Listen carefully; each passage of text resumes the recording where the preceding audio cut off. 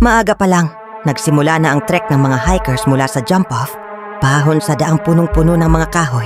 Pagdating nila sa Mossy Forest, isa sa kanila, si Marco, ay nagpasya mag-take 5. Habang umiinom ng tubig, may naramdaman siyang malamig na hangin sa likod at isang bulong. "Huwag ka nang bumalik." Nagulat siya at daliang hinabol ang mga kasama. Piniling hindi ikwento ang narinig upang hindi sila matakot. Pagsapit ng gabi, sa camp na sila naglatag ng tent, nagluto ng hapunan at nag-socials. Ngunit sa kalagitnaan ng gabi, nagising si Marco upang umihi. Doon niya namataan ang dalawang maliit na liwanag, parang mga fireflies, sa di kalayuan.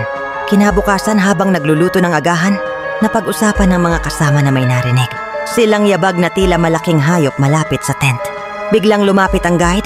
Tanong nito, "May nakakita ba sa inyo ng mga liwanag kagabi?" Nang umamin si Marco, sabi ng guide, "Swerte mo."